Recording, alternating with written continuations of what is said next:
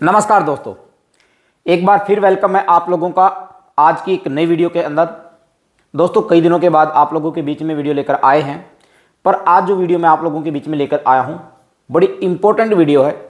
एक अच्छी नॉलेज आप लोगों को इस वीडियो के माध्यम से मिलने वाली है। दोस्तों, ये वीडियो उन लोगों के लिए है जिन्होंने अपनी म्यूचुअल फंड के अंदर एसआईपी करना स्टार्ट कर दी है, और उन लोगों के लिए बहुत मायने रखने वाली है जिन्होंने अभी तक अपनी एसआईपी शुरू नहीं की है किसी भी म्यूचुअल फंड के अंदर। अगर अभी आप प्लानिंग में हैं तो ये वीडियो आप लोगों के लिए बहुत इंपॉर्टेंट होने वाली है। दोस्तों, तो चलता हूं आज के टॉपिक के ऊपर, और आज का टॉपिक आप लोगों ने थंबनेल के ऊपर ही देख लिया है। 7531 का नियम अगर आप फॉलो करते हैं, उसको म्यूचुअल फंड के अंदर जो भी आपने इन्वेस्टमेंट की है एसआईपी के थ्रू, उसका पालन करते हैं 7531 का, तो आप एक बहुत बड़ा पोर्टफोलियो यहां पर बनाने वाले हैं। उसी के बारे में मैं आप लोगों को एक आर्टिकल के माध्यम से आप लोगों को यहां पर बताने वाला हूं। वीडियो को बिल्कुल भी स्किप मत करना दोस्तों। ये आर्टिकल है 3 फरवरी का, और यहां पर सबसे पहले आप हेडिंग देख लीजिए, एसआईपी में सही तरीके से करें निवेश, 7531 नियम का करें उपयोग। देखिए दोस्तों, जब भी हम इन्वेस्टमेंट की बात करते हैं तो जो भी नियम यानी जो छोटी छोटी बातें आपको सीखने को मिलती है, अगर आप उनको फॉलो करते हैं तो आप कहीं ना कहीं अपने जो आपने इन्वेस्टमेंट की है उसके अंदर 1-2% तो इन बातों को फॉलो करके इंक्रीमेंट कर सकते हैं, अपने पोर्टफोलियो को बढ़ा सकते हैं। तो यहां पर क्या है, ये थंबनेल भी इनका भी आप देख सकते हैं, मेरा भी आप लोगों ने देख लिया है। तो यहां पर सबसे पहले हम 4 बातें आप लोगों को यहां पर बताएंगे जो इस आर्टिकल के अंदर आप लोगों को दिखाई दे रही होंगे दोस्तों। तो यहां पर सबसे पहले एसआईपी एक ऐसा सिस्टमेटिक तरीका है म्यूचुअल फंड के अंदर इन्वेस्टमेंट करने का, मतलब एक छोटी छोटी इन्वेस्टमेंट करके, ताकि हमें लोगों को पता भी ना लगे और हमारी एक लॉन्ग टर्म के बाद अच्छी खासी इन्वेस्टमेंट हो जाती है, हमें पता भी नहीं लगता। तो यहां पर ये क्या बोलता है, हम लोगों ने देखिए दोस्तों, कछुए और खरगोश की स्टोरी सुनी है। विन कौन होता है, विनर कौन होता है? कछुआ। कछुआ क्या है, कंटिन्यू चलता रहता है अपनी छोटी छोटी चाल से, और खरगोश क्या कर लेता है, थोड़ा सा रेस्ट कर लेता है, और वही रेस्ट उसको लाइफ के अंदर महंगा पड़ता है दोस्तों। और उससे पहले खरगोश अपने गोल को अचीव कर लेता है, अपने टारगेट को अचीव कर लेता है। एसआईपी भी कछुए की तरह है। अगर आपने एसआईपी को अभी तक शुरू नहीं किया है तो ये स्टोरी आप लोगों ने सुनी है, सबने सुनी है, तो जरूर इसको शुरू कर दीजिए। और जितना जल्दी और जितनी कम उम्र के अंदर आप एसआईपी शुरू करेंगे, उतना ही बड़ा पोर्टफोलियो आप लाइफ के अंदर बना सकते हैं। तो यहां पर सबसे पहले हम 7 को लेते हैं। इन्होंने 7 को यहां पर लिया है, 7 वर्ष की समय अवधि। इसका कहने का मतलब यह है, आप एक बार इसको पढ़ जरूर लीजिएगा। इक्विटी निवेश के लिए हमेशा से लॉन्ग टर्म इन्वेस्टमेंट की सलाह दी जाती है। अगर 1 साल की समय अवधि है तो इक्विटी म्यूचुअल फंड में निवेश करना उपयुक्त नहीं होगा। मैं भी आप लोगों को कई बार बोलता हूं कि आप 1-2 साल के लिए म्यूचुअल फंड के अंदर इन्वेस्टमेंट ना करें तो बेटर है दोस्तों। वहीं 5 साल के समय अवधि के लिए इक्विटी फंड का चुनाव किया जा सकता है। हालांकि रिटर्न रेशियो सालाना 12% अपेक्षित है। 7 साल की लंबी निवेश अवधि में इक्विटी म्यूचुअल फंड से बेहतर रिटर्न की गुंजाइश है। यानी 7 साल से ऊपर की इन्वेस्टमेंट का पीरियड आप लोगों को लेके चलना पड़ेगा दोस्तों। अगर उससे पहले क्या प्लानिंग करते हैं कि नहीं 1-2 साल के अंदर मैं पैसा बना पाऊंगा, तो वो नामुमकिन है। अभी तो बहुत कुछ सीखने को मिलेगा इसके अंदर। अब यहां पर कई यूट्यूबर्स इसके बारे में भी बताते हैं, कुछ लोग इसके बारे में भी बताते हैं 5 फिंगर रणनीति।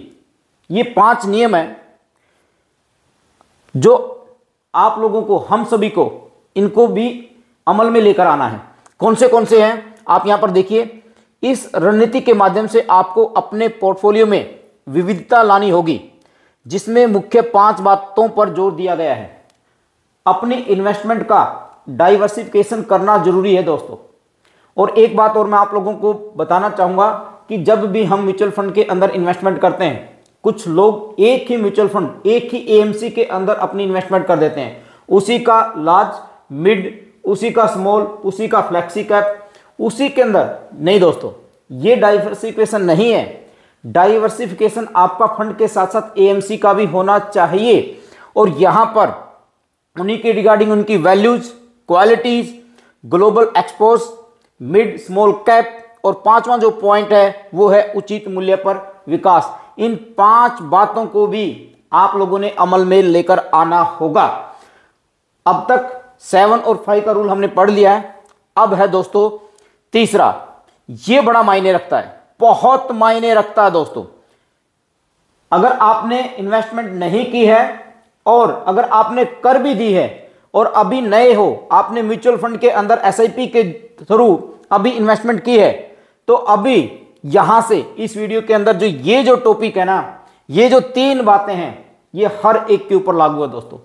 जब मैंने स्टार्ट किया था एसआईपी के अंदर इन्वेस्टमेंट, तब ये बातें, ये जो चीज मैं अब आप लोगों को बताने वाला हूं, जो इस आर्टिकल में दी गई हैं, इनको देखिए। अधिकतर एसआईपी निवेशकों की एसआईपी छोड़ने की वजह ये 3 चरण है दोस्तों, वे इनसे आगे नहीं उभर पाते, अतः अपनी एसआईपी छोड़ देते हैं। ये जो 3 बातें हैं, पहला निराशा, दूसरा चिड़चिड़ापन और तीसरा घबराहट। ये 3 चीजें हैं जिसके कारण हमने अपना स्टार्टअप तैयार किया था, म्यूचुअल फंड के अंदर अपनी इन्वेस्टमेंट शुरू की थी, उसको बीच में ही छोड़ देते हैं। क्यों? यहां पर देख लीजिए इन्होंने क्या बताया है। इन्होंने ये बताया है, निराशा वह स्थिति जब आपकी एसआईपी उम्मीद से कम रिटर्न उत्पन्न करे। हम क्या देखते हैं, कहीं पर भी जाते हैं तो आपको कोई भी फंड ये बताता है कि आपको यहां पर 15%, 20% का रिटर्न आपको मिलेगा, पर उसका कई बार उल्टा हो जाता है दोस्तों। देखिए, मार्केट के बारे में किसी को कुछ नहीं पता। अगर आपको यह बताया गया कि आपको 15% का रिटर्न मिले और उसके बदले अगर आपको 7, 8, 10% का रिटर्न मिलेगा, तो आपको क्या होगी? निराशा हाथ लगेगी, आपके अंदर चिड़चिड़ापन आएगा कि यार ये तो गलत हुआ मेरे साथ, जो मेरा गोल था वो तो यहां से अचीव नहीं होगा। तीसरा, आपके अंदर घबराहट आ जाएगी दोस्तों। क्यों? यह सबसे खतरनाक चरण है जहां आपका एसआईपी नेगेटिव रिटर्न उत्पन्न करता है। जी हां दोस्तों, कई बार होता क्या है कि जब भी हम अपनी इन्वेस्टमेंट करते हैं, और याद करिए अगर आपने मेरी पिछली वीडियोज को देखा होगा तो वहां पर मैंने एक बात बोली थी दोस्तों, 2015 के अंदर जब मैंने एसआईपी करना स्टार्ट किया था, अक्टूबर 2015 से लगभग 3 से 4 साल तक जो मेरा प्रिंसिपल अमाउंट था उससे भी कम 10 से 15% मेरा माइनस में था दोस्तों।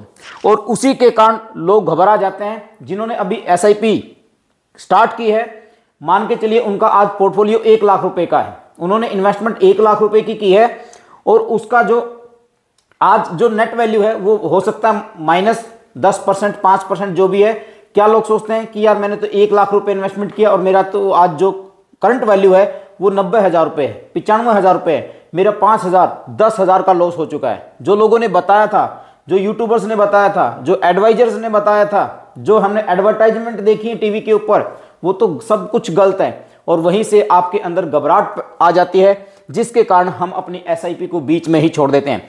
यहां पर भी एक बात देखिएगा, आप याद रखें, इस स्थिति से हर एसआईपी निवेशक गुजरता है। इन्होंने एक छोटी सी बात लिख दी है दोस्तों, और ये बहुत मायने रखती है। ये बात, ये 4 अक्षर बहुत मायने रखते हैं। हर एक निवेशक जिन्होंने म्यूचुअल फंड के अंदर इन्वेस्टमेंट किया है एसआईपी के जरिए, हर कोई इन बातों से गुजरा है दोस्तों। मैं भी गुजरा हूं। जब मैंने पहली बार निप्पॉन के अंदर मेरे एडवाइजर ने मेरा पैसा इन्वेस्टमेंट किया था 2015 के अंदर, 4,000 रुपए पर मंथ मैंने एसआईपी स्टार्ट की थी पहली, तो वहां से मेरा प्रिंसिपल अमाउंट भी माइनस में हो चुका था दोस्तों। ये कई बार मैं आप लोगों को बता चुका हूं।